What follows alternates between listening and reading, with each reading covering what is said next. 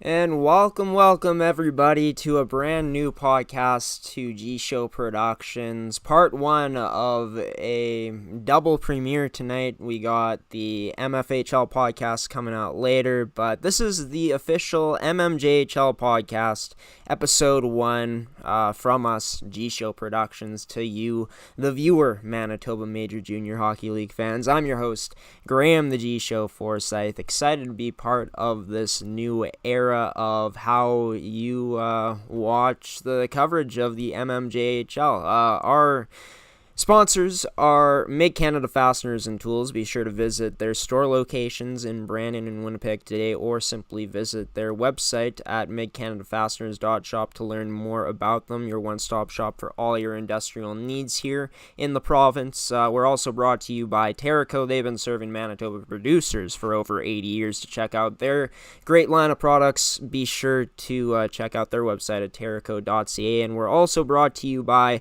Goaltenders.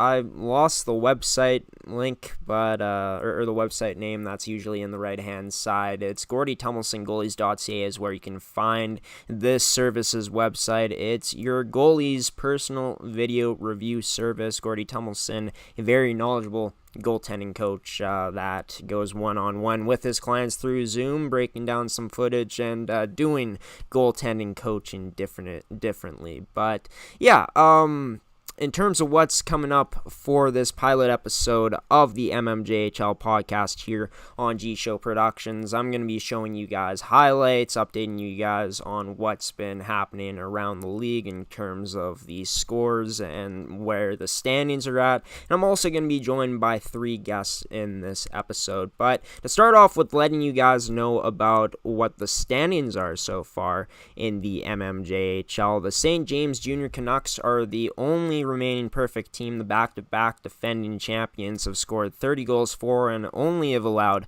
12 goals against. They are 6-0-0 right now, and then it gets tight after that.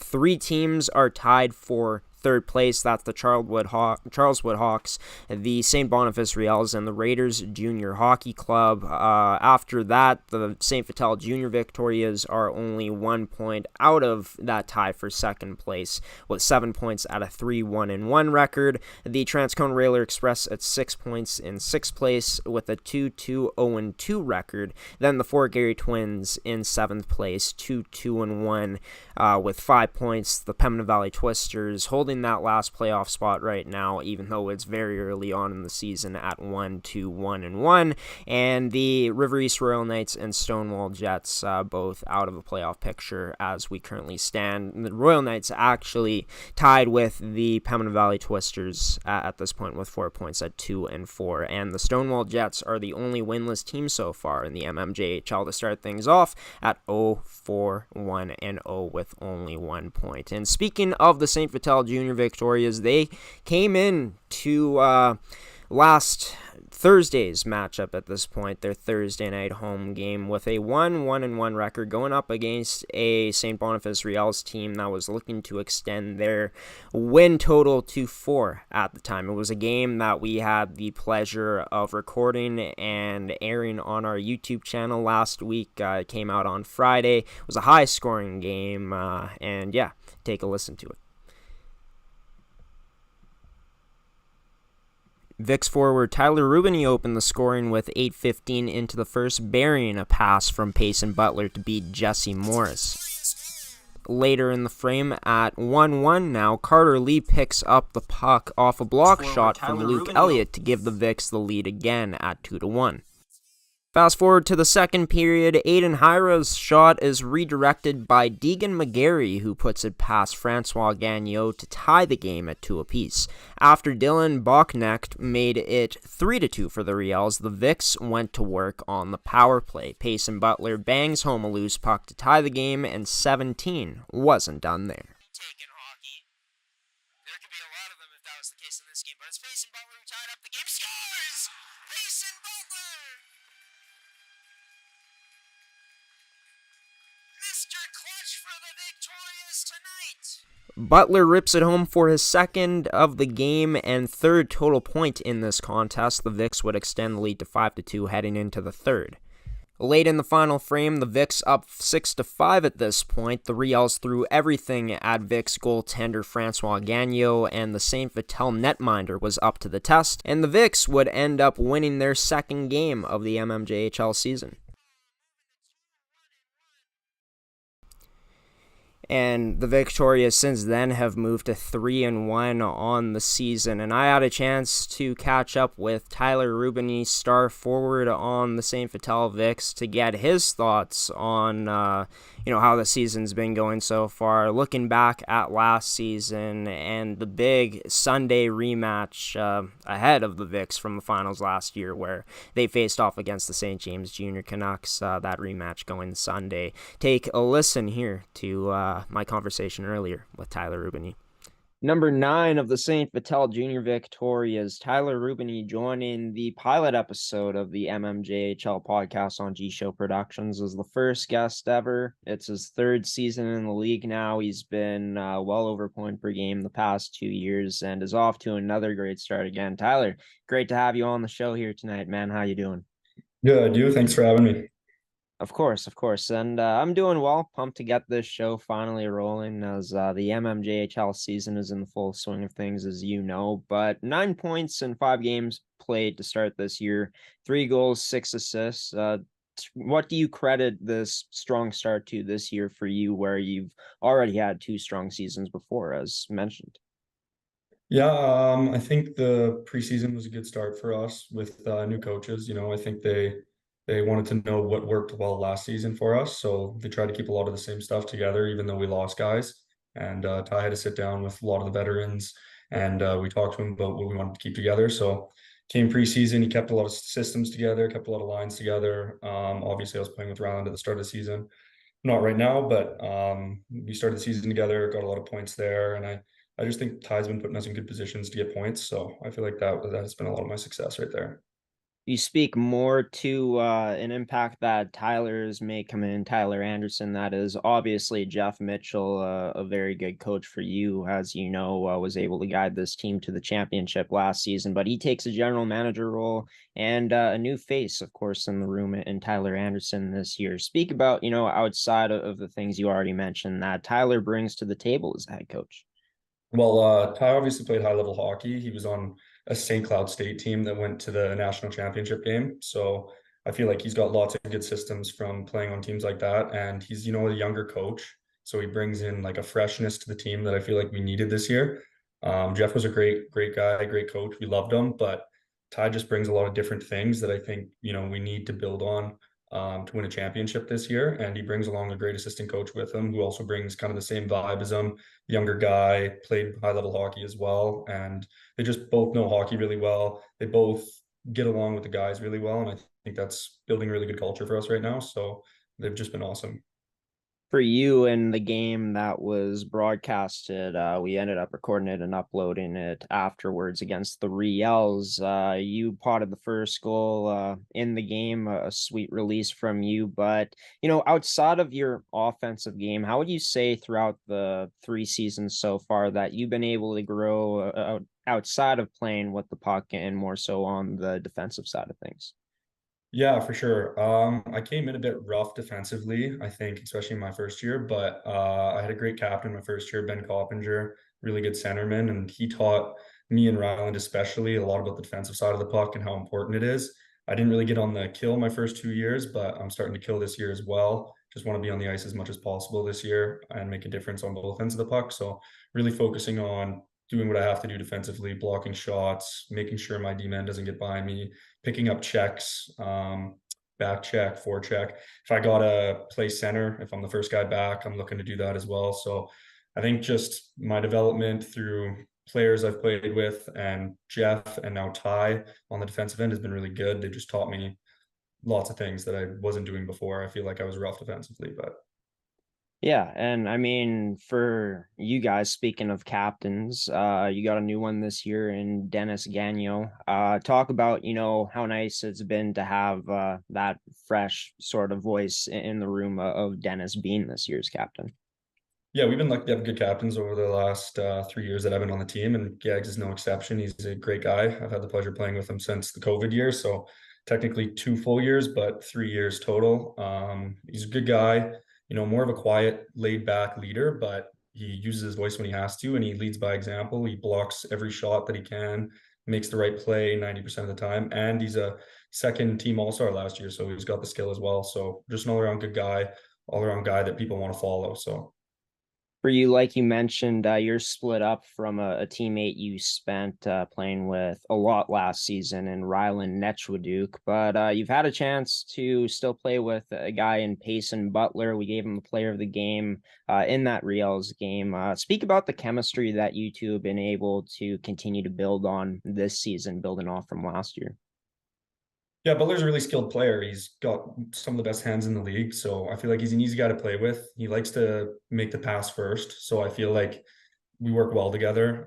We got to play last year a lot in the playoffs together. And I feel like during that crunch time period of playoffs, you get pressure cooked a lot, and the chemistry just grew from there, from being in high pressure situations together. So I feel coming into this season, I knew I was comfortable to play with him, comfortable to play with Ryland, both exceptionally good players, easy to play with. And yeah, Butler makes my job really easy. So Let's take it back to last season. What a run it was for this Victoria's team. Of course, ending in disappointment, getting swept to the eventual defending back-to-back champion, St. James Canucks. But that round one, I feel like it was such a huge moment of growth for you boys, facing adversity, being down in that series against the Fort Garry Twins, being on the brink of elimination, especially in that last game of the series. It went the distance in St. Vital, down 4-1 with just over 10 minutes left in your season at that point. And then, of course, you score two in a row to tie things up.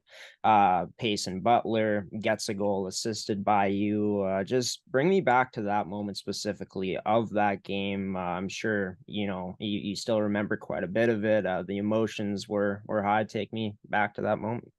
yeah, for sure. I feel like we went into that game 7 with a lot of pressure on our shoulders just because we were aware that the Vicks hadn't made it out of the first round in a decade plus. So we were really wanting to prove, that narrative wrong finally. So lots of pressure going into the game. And I can't remember if we scored first or they scored first, but it was a very close game. And then, they kind of ran away with it in the third period. But I feel like our leaders, me, Ryland, Braden Clark from last year, and Jeff Mitchell as well during the second intermission, really just instilled in us that there was no fear, that we were a skilled team, that, things weren't going our way, but we were going to be all right. So come that third period, I think we were all just a really tight group. We knew that we'd be okay. And after I got that first one to make it 4-2, the floodgates just opened and it went from there. So Yeah, and I was at that game. It was crazy to witness yeah. that and what happened with you boys. And I mean, for you, the emotions you let them run. I saw pictures of the faces, the reactions. Do Yeah. you feel like you thrive the most in moments like that? I would like to say I do. Yeah, I like being on the ice in games like that. Everyone likes to play in a game 7. You dream about moments like that. So I feel like I like playing under pressure. I like playing in big games. I liked playing in, again, the Hawk series in game 7 as well. I feel like I want to be the guy on the ice when it matters most, and I want to be able to produce in times when it matters most as well. So Yeah, and like you said, that second round series going 7 as well as that first round series did. But going up against the Canucks, a team that seemed like nobody was really a match for them last season, going to be another tough team to beat this year with as many returning players as they have left. But even though you boys got swept, it was a moment of growth in those playoffs, like I had mentioned. Talk about the takeaways you boys were able to take away from it after those playoffs concluded in that after that game 4 in the finals. yeah, I feel like, we obviously know St. James is a really good team, lots of good players, couple guys that could have won MVP last year. So we knew going into the series it was going to be tough, but there was no doubt. And, even after we got swept, we were upset for sure, obviously, watching another team win the championship, but we knew, there was lots to be proud of that season. We had lots of up and downs, we had lots of injuries, lots of changes in general with trades being made. So I feel like the biggest takeaways were now look at what we did. We got to the finals. We've got guys coming back this year. So we're kind of looking forward to next year saying, we got to the finals this year. We got guys coming back. we can build on what we did this year. And yeah, we can beat them in the finals this year. So I think we just looked forward to next year and appreciated what we had done as a group last year.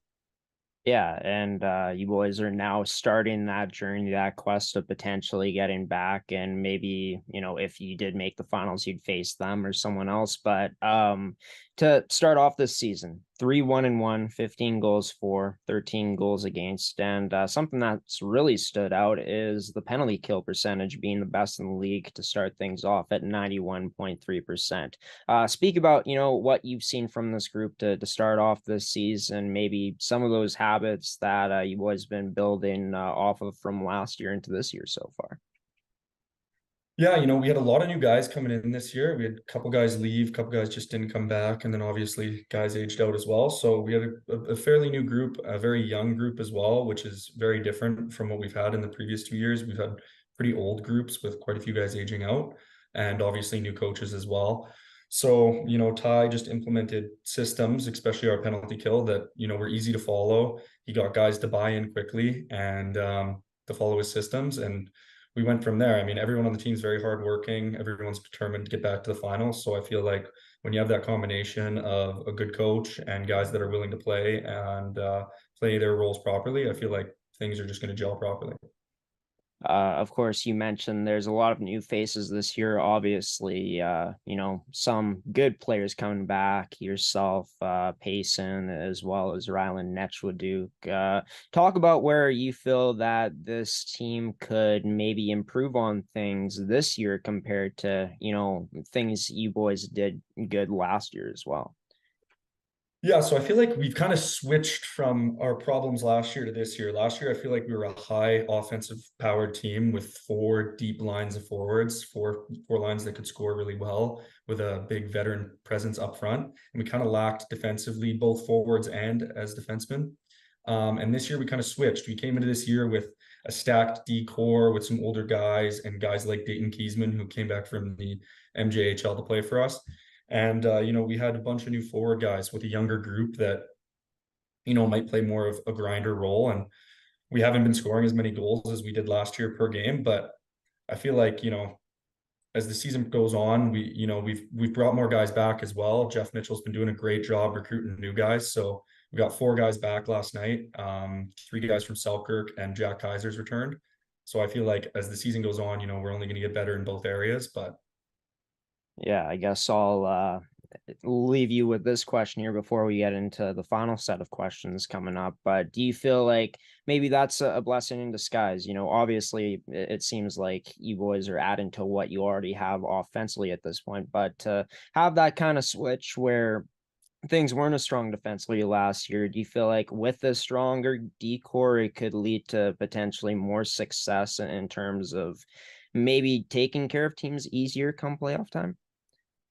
yeah, absolutely. I mean, a strong defense is a good offense as well, right? You can't get out of your own end without a strong defense. So I feel like us building our D core and us focusing as forwards on the defensive end, and maybe only beating teams 2-1 if we have to, or shutting a team out 1-0. It doesn't matter to us how we win. It just matters that we do win. So I feel like if we focus on the D side of the puck first, which I feel like Ty and Mark Terschuk have been drilling into us, I feel like good things will come from them. Next game for you boys is in 2 days' time now, at home against the Pembina Valley Twisters. And then the finals rematch, first meeting of the regular season between you boys and the Junior Canucks on Sunday afternoon, another home game. Talk about how huge these next 2 matchups are coming up for you boys. Yeah, so Thursday's a big game. PV changes their roster quite a bit from last year to this year, but they always work hard. Those guys, they're always coached to work hard. They play a simpler game than a lot of teams in the league, but they always work hard. They always come at you 100%. So you got to be careful no matter who's on their team, because they can always surprise you. They're sound defensively. They always got good goaltending. So that's an important game. Some people might not view them as the best team in the league, but you can never take a team lightly, and we got to make sure we get the 2 points there. And then obviously Sunday is the finals rematch. Lots of guys from the team last year, looking forward to that game. And a lot of the new guys too have heard of the rumors of this unbeatable team. So I feel like all the new guys know how much this matters to the older guys, and they as well want to beat them. So we want to be the first to beat them on Sunday. Does that motivate you boys even more, knowing that everyone is touting this Canucks team as the clear-cut favorite heading into this year with the 23 returning players? I mean, for you as a competitive player, how much more does that make you want to go out there and try your best to help this team succeed and upset this Canucks team? Yeah, I think it's huge. I think it's an added layer to the game on Sunday, and playing them in the final is also another added layer. But them just being perceived as unbeatable is enough. And to be the best, you got to beat the best. And I feel like that's our mindset going into Sunday.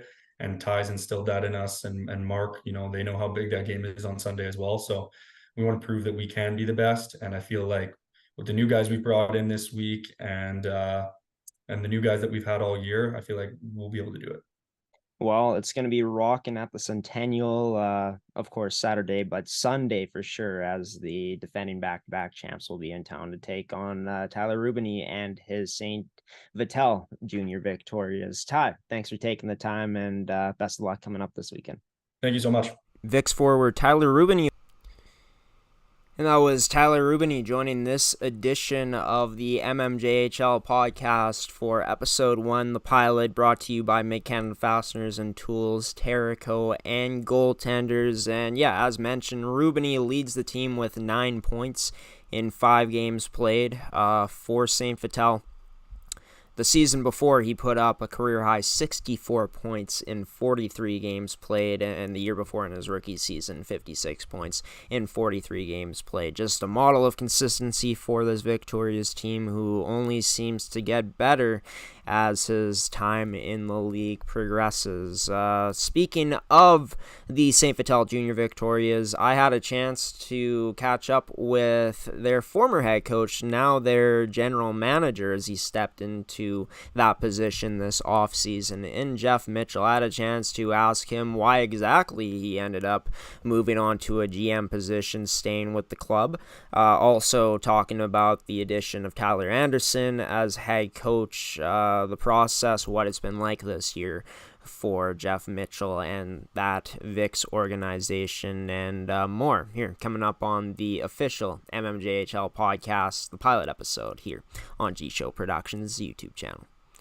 And Jeff Mitchell, former head coach of the St. Vital Junior Victorias, now their general manager, joining me second up in tonight's pilot episode of the MMJHL podcast on GShow Productions. Jeff, you've been a busy guy. I've been a busy guy. How have things been? That's been good. It's been nice getting out of the coaching world and put the GM cap on full time here. So, September is always a busy month with tryouts and camp and whatnot, and getting everybody signed up and into the system so we can play those games and get into the season. So now our season's underway, and hoping for another successful season this year. You coached the Victorias for a number of years. You ended up winning Coach of the Year a while back, guided this team to the finals last season against the Canucks. And now you've decided to go into the GM role. What went into that decision?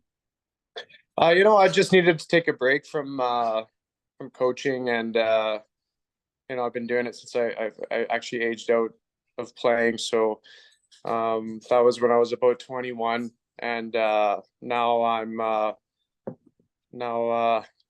I don't know, 10 years later, 11 years later, I just needed to take a break from it. So it's been a lot of years coaching within those 11 years and different teams, whether it was U18, AAA provincial, or if it was, junior A with Selkirk Steelers there. And then obviously the last 5 years with the Vic. So there's been a lot of different movements going on for me. And I thought just, I need some little bit more time for myself, but I still wanted to stay involved and obviously continue what we kind of built with the Vics. Yeah, of course, you still being involved is huge for this team, I'd say, having your hockey knowledge still with the club. Can you speak more about what the transitions have been like going from coach to general manager? Yeah, well, over the last couple of years, anyways, I obviously been coaching, but have been getting lighter duties with the GM side. So I'm helping out with, trades or, talking with other teams and, mostly the player side. So now Obviously, moving into this side, you're more inside with management, and of course our board and executive, and then obviously kind of like that middleman now with the coaching staff and the management. So it's been great. We hired a younger staff. I started off young, and Ty Anderson and his group, they're younger staff too, but they're knowledgeable. They've played high level hockey, they've coached hockey, and put two and two together, and you get a good staff that's going to continue. But the same kind of product that I've put forward with the same way we want to play and how we are in the public and to the community here in St. Vital. So I put those together, and we just try to keep this thing rolling here and building what we have. Of course, as mentioned, you guide this team to the finals last season. Team gets swept. Heading into this year, lost a few key guys, but a lot of key guys coming back. Then the team ends up, announcing that you go to GM and Tyler Anderson gets named as head coach. You spoke to his high level of playing hockey as he did in the past. But what did you and this organization exactly see in Tyler to make this call to make him the newest head coach of the Vics? Well, it's no different than the way that I coached and how we brought in players, and I kind of took the similar approach to kind of have those three things. Are they a good person? Ty's a great person, so he fits the bill that way. He's going to fit that mold, no problem, as head coach here. And two, do they work hard? Right? And Ty's going to put 110, or he has put 110% into what he needs to put down here, and the guys are buying into that, and we're starting off with a younger team, but there's big buy-in, and we're sitting at a pretty decent record to start. And then obviously, do they have the skill? So relating it to a coach side, does he know his stuff? Does he have his knowledge? And of course he has that. He's played that high level. He's learned from some of the top coaches around, and it's been it's been good, easy transition for me to watch him take over and be in that role. Yeah, and obviously things working out so far. I know Tyler Ruben, he said it's kind of nice to have, a fresh voice in the room. As good of a head coach as you were, so great that he's been able to bring in some new energy to this team to get this team to 3-1-1 to start off the year. What's the process been like, though, from a management standpoint in terms of starting out the year, going through camp and getting to the point where you're at now, where I had heard you've added some key players back to the roster, one in Jack Kaiser? For sure. Obviously, we had some graduating players last year. I think it was about 5 or 6 of them. I can't remember now. But and then some other guys, had priorities change and want to go different separate ways in life, which is fine. So we found ourselves with some holes to fill. And, we did everything possible to get those holes filled and have a rostered team of 23-24 by the start of the season. That was my job. So we kind of did a little bit of a Ferris wheel, or however you want to say it, just, bringing guys in and, giving them a shot and filling those spots. So that's been my biggest job here over September here to start the season to get us kickstarted for game one. So and then now it's just there's always domino effects. It comes all the way down from the NHL, AHL, and then you start moving down. Everyone, a little bit of a send back all over. And or guys' priorities change in life, right? Sometimes it's more school focused than they were the year before, and guys just want a different pace. And like you had just touched on there, we've got some guys coming in that I think priorities change for them, and we're looking forward to seeing them play for us in a Vicks jersey. How huge do you feel like these moves that you've made recently are going to help this team, who Tyler Ruben, he had spoken to it, high-powered offensively last year, lacking a bit on the D-core. This year, a stronger D-core with not as much high-end skill up front. Feel like these moves potentially going to change that, to make this a more well-rounded Vicks team moving forward? Yeah, and you know what? And you start with the goaltending too. We're confident in all three guys that we currently have. I guess Rubes had said about our defense, and I can agree with him too. We got some younger guys in there as well, but we brought them in for a reason. We believe in them, and we know that their progression over the next however many games that they need to develop. They're going to be good players, like great players for us, and they are already. So we're pretty happy on that end. And for the forwards, like we have a good strong group here. Points wise, it's coming. It's a work in progress. Being a younger team, usually takes that 7 to 12, 15 games to get into the league mentality, playing with the older guys, playing with the stronger guys, right? And just adjustment to the league. So once that happens, I think, we'll be firing all cylinders. And then obviously with additions coming in, especially guys that have played at a higher level, coming to the VIX program here, that just adds to everything, right? So whether it's a top 6 role or top 9 role, or just helping build out that good core 12 up front, everyone's going to have a job this year, and all those guys are going to be part of it. I'd asked Tyler about, the playoff run last year and how huge it was for the growth of this group, obviously ending in disappointment with the sweep to the St. James Junior Canucks.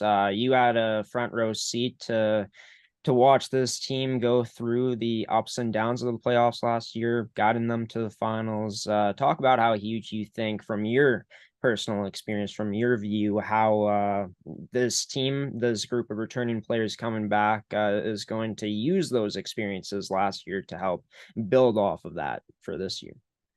Well, of course, that experience last year was, something that those guys will never forget, and obviously understand that it takes a lot of tough work and ups and downs to get to that finals. To say we had ups and downs is probably an understatement. We had quite a bit. I think I lost more hair, and I'm as bald as it gets anyway. So, but yeah, you're right. I did have a front row view to it. I got to see the behind the scenes too, whether putting the work in at practice or in the dressing room between periods. And obviously on the bench when we just needed that little kick to push forward. So I had that, and I know these guys that are with us this year that went through that last year are going to use those experiences for sure, whether it's league season games, seeing it a little bit in exhibition as well, leadership guys moving and stepping up to, help push the team in the right direction. And like I said, league season, and then moving into playoffs, hopefully our goal is to make playoffs and be in a good position to succeed in playoffs as well. Gotta ask you about the decision to make Dennis Gagnon the captain of this team, his first year wearing the C, a guy that's been with this team for a few years now. Talk about, what exactly went into that decision and give him the C. Well, you know what? That's a coaching staff decision. I was in there as a fly on the wall in the room, but couldn't agree more. Gags this is his 4th year with us, and he's been one of those guys that, again, that is a good person, works hard, and obviously has the skill to play in this league. So he has all 3 that we look for, and he carries forward our message, and he has for the last few years as well. And that's what you want in a captain, right? A guy that someone, when he speaks up in the room, guys listen to, but also a guy that will do it on the ice as well, right? And he's a guy that's blocking shots. He plays big minutes. He plays power play. He plays penalty kill. He goes to school full time. His academics are awesome. I think he wins, at least 2 scholarships per year. So you know what? He's that all around mmjhl player that I think every team wants. And you know what? He couldn't be a better captain.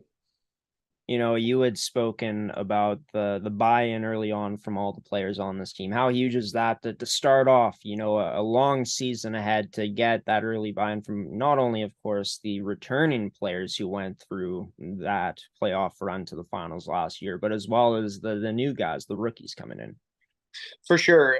You know what? That's something that was big with our staff when I was here for the last 5 years. We wanted to build that culture here where guys wanted to come to work, but also have a good time, right? And we've tried to continue that with our new coaching staff moving forward, which they've also bought into and they agree with. So that transition for the guys who are new coming into the season, all they got to do is look up to the guys who are returning, and they understand it, right? We have a good group of guys that are super close, sometimes too close at times. It's kind of funny, but you know what? They carry themselves awesome.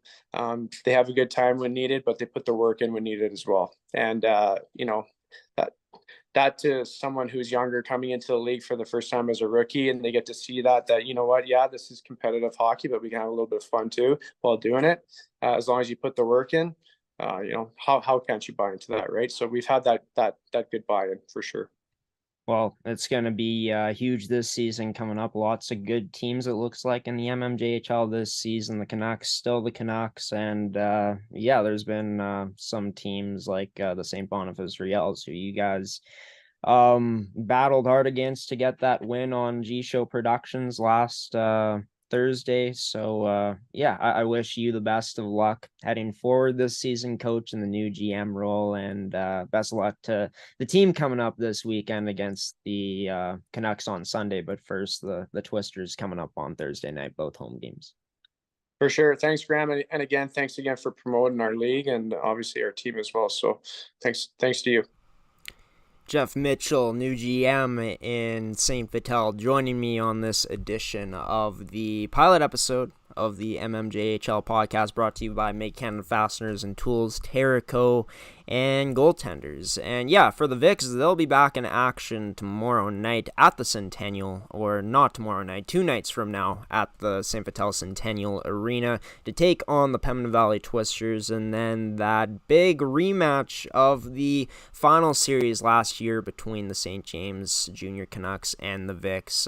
They'll be playing against each other, as mentioned, this Sunday at St. Vital Centennial Arena at 2:15 p.m. will be puck drop. Moving on to another team, the Fort Garry Twins. We had the pleasure of broadcasting their game between the going up against the River East Royal Knights last Tuesday night in Terry Sawchuk Arena, and we weren't able to stream that one either, but we did end up uploading it on our YouTube channel here on GShow Productions. And this was a game with a lot of lead changes in itself, just like the Vics one that we showed you earlier on, and the Twins were holding on to the lead until late into the third period, where they would end up giving up a 2-goal lead.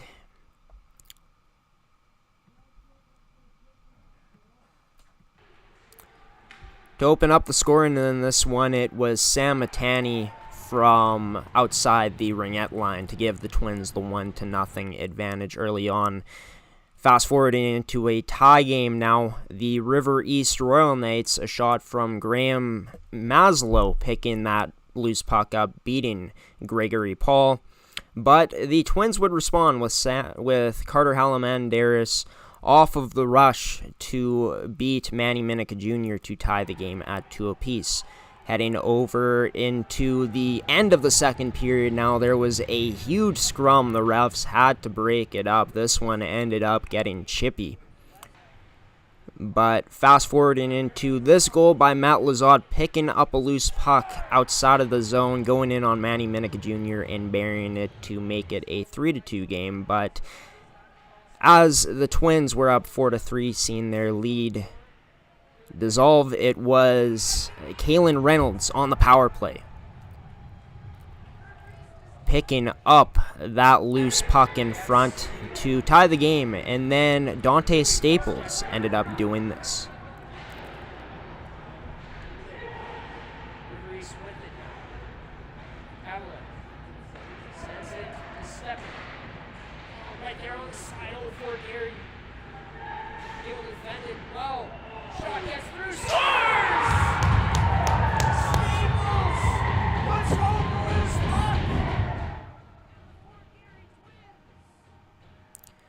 The Twins unable to clear in front of their own net.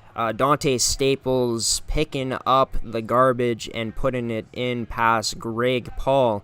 And the Royal Knights at the time ended up winning their second game of the season, their first true win of the season, as that first win ended up being a loss at first to the Pembina Valley Twisters.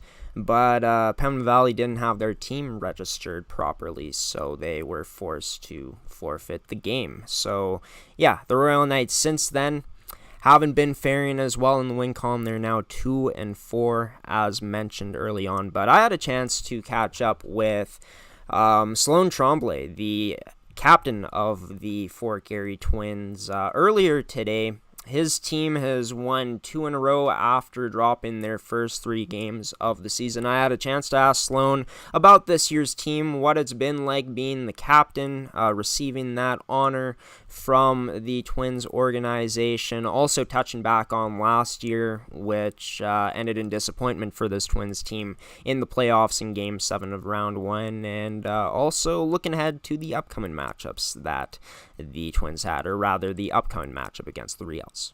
Number 13 of the Fort Garry Twins and their captain, Sloan Tromble, joining this edition of the mmjhl podcast, the pilot episode on this Tuesday night. Sloan, how have things been, settling in for another season in the mmjhl for yourself?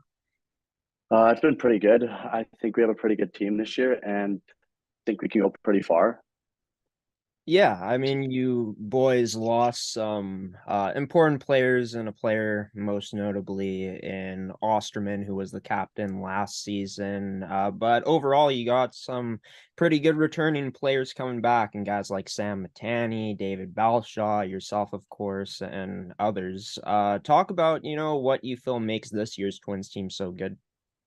I think we did get a new good guy. Dean Gorchinski just recently joined the team.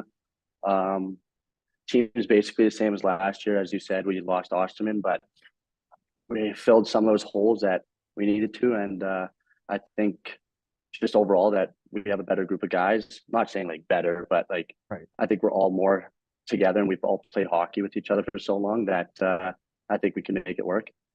Right. You feel like having that strong bond and having that strong connection is something that could finally put this team over the top in terms of at least winning a playoff series come playoff time? Yeah, I think so. Like we've all played with each other, like I said, but I think having that big bond and like having everyone as a group this year is really going to help us push for that last series that we hopefully can win.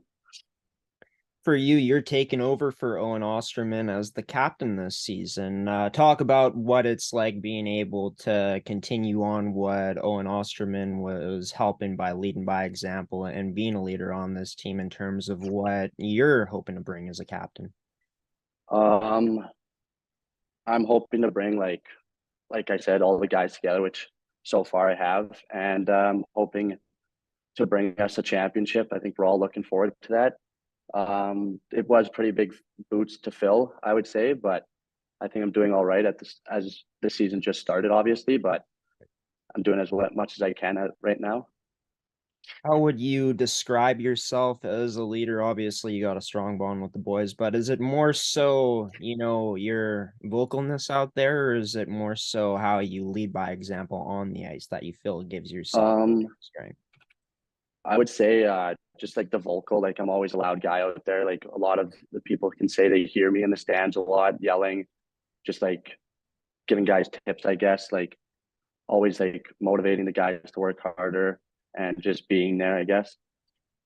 For you, you're entering your 3rd season with the club. You put up 24 points in 41 games last season, 15 goals, 9 assists. You're almost a point per game to start off the year, even though the season is still young. 5 games played, 4 points, 1 goal, 3 assists.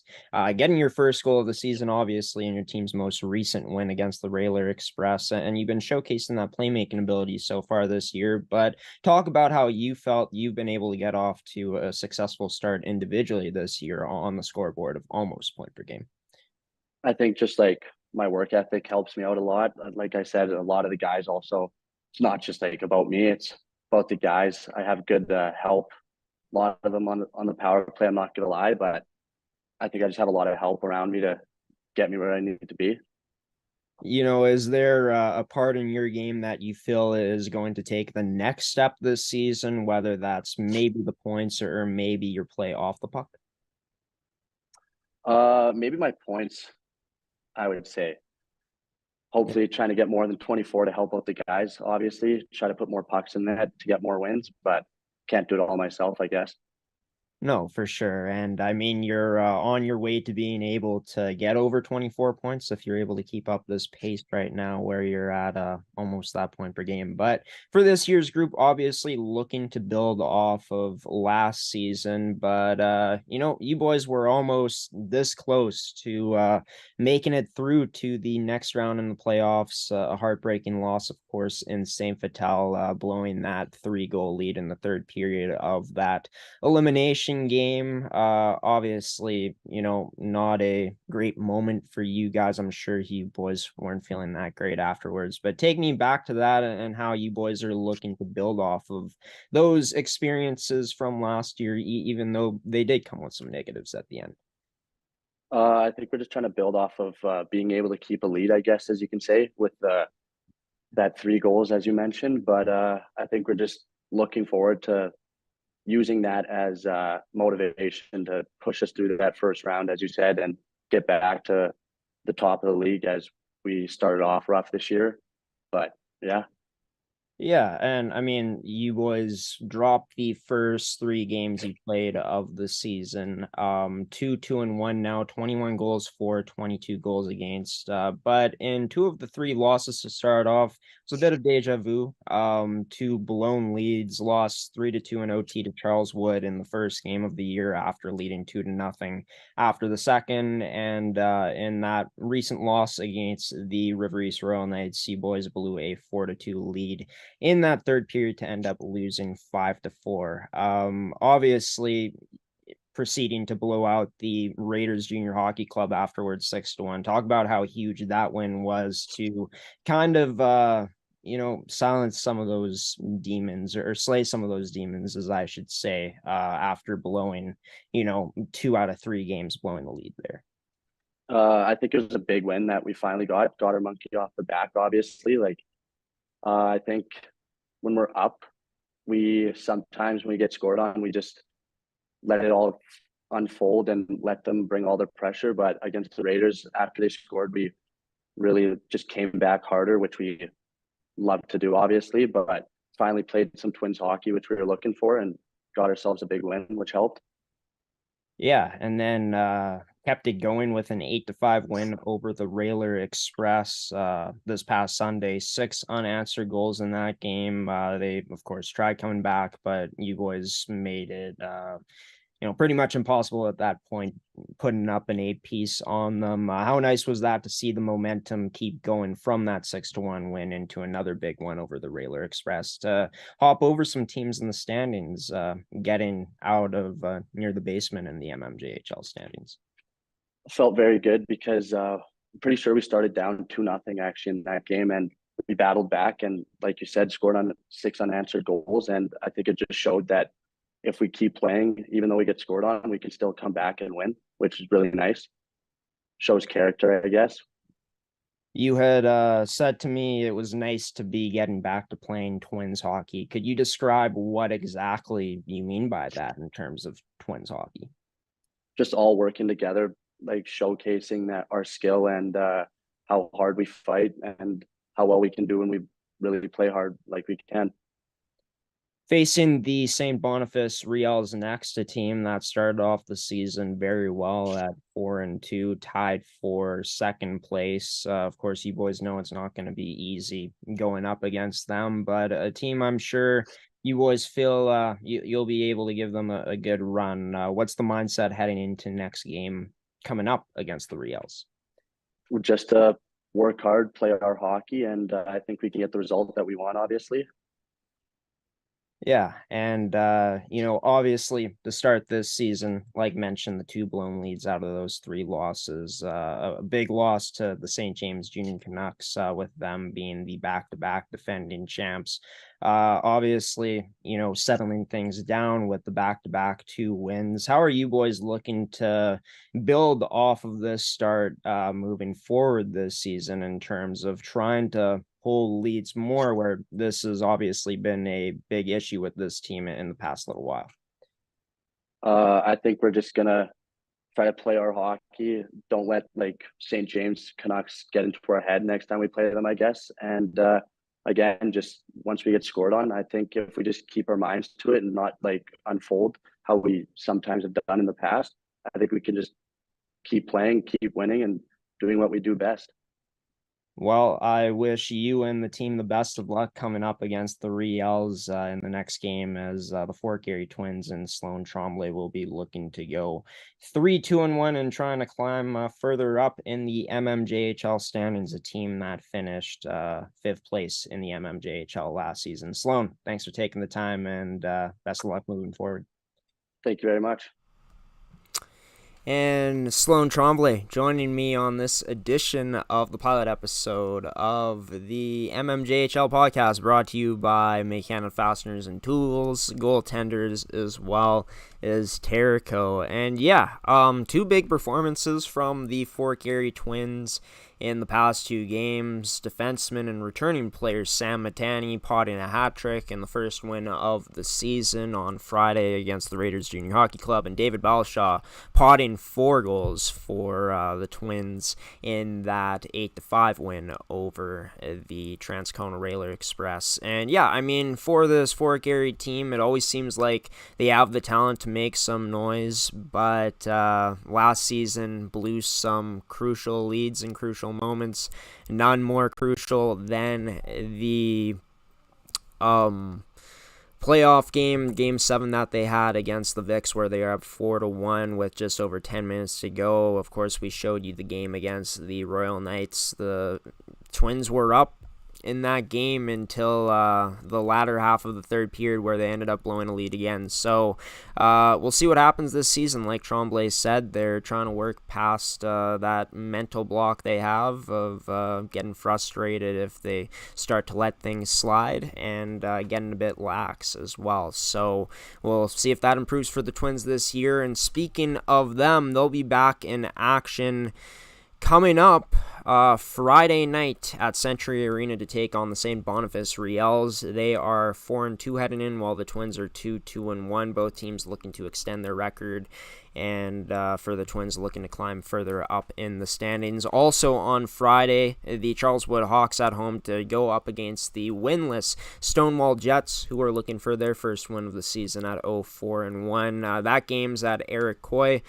Puck drop will be at 7:30, as all the games will be on Friday at Terry Sawchuk Arena. At 7:30 on Friday, the River East Royal Knights taking on the Transcona Railer Express. The Royal Knights currently on a 2-game losing streak. They'll look to turn things around against a Railer Express team that, a few seasons ago was one of the favorites to win it all in the mmjhl. And the Canucks looking to keep their undefeated streak going this Friday night against the Raiders Junior Hockey Club at Abe McDonald Arena. Be sure to look at all the other games coming up on the schedule on the Sunday on mmjhl.ca. We'll also bring you guys to the stats leaders at this point through the first 3 weeks of play in the mmjhl. Rylan Hewing for the Charleswood Hawks is tied with Tyrone Willen, that is, with 11 points in 6 games played. Taking a look at the goal leaders, it's Cam McDonald for the Hawks with 7. Right behind him is teammate in Hewing with 6.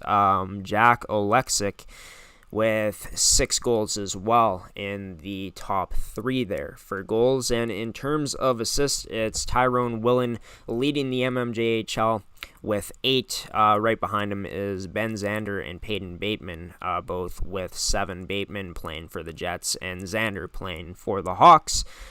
We'll have goalie stats for you coming up next week. If you guys want to check out any of the stats, any of the schedule of upcoming games, the past scores, as well as the standings, be sure to check out the mmjhl's website at mmjhl.ca. And moving forward, we're going to be showing you guys more visuals of the stats, the standings, the schedules, all that stuff. When we do broadcast games, we'll be sure to feature those highlights on this podcast moving forward. forward. But yeah, pretty excited to get this thing going. Episode 1 is pretty much in the books at this point. Before I let you go, I've been your host, Graeme, the G Show Forsyth. Special thanks to Tyler Ruben, Jeff Mitchell, and Sloan Tromble joining the show as the guests for this week. Thank you to you, the viewer, for tuning into this pilot episode of this brand new podcast at GShow Productions, and also a special thanks to our sponsors in Mid-Canada Fasteners and Tools, your one-stop shop for all your industrial needs. Terrico, serving Manitoba producers for over 80 years, and Goaltenders, your goalie's personal video review service. Be sure to check out their website at gordytumelsongoalies.ca. But yeah, as for me, Graeme, the G Show Forsyth, I'm about to sign off. I want to wish you all a wonderful rest of your week. I want to wish you guys all the safeness, of course, through this week. Friday is going to be nice once the weekend does hit. I do got to say that. Looking forward to it, but working through that. Until then, we'll be posting our upcoming broadcast schedule at some point next week on our social media pages, which are in the description of this episode. We also have a website where all our content is going to be living. We just dropped our second series of blogs yesterday. One of the stories featuring the St. Boniface Riels. You can check that out on our blog section at gshow.ca, and podcasts as well as our upcoming live streams will all be available and featured on our website, ready to watch when they do come out. So yeah, until next time, folks, until next Tuesday, which is when this podcast will be airing every Tuesday night, I've been your host, Graeme, the G Show Forsyth, giving you the salute, peacing out, and saying so long. See you next Tuesday, everybody.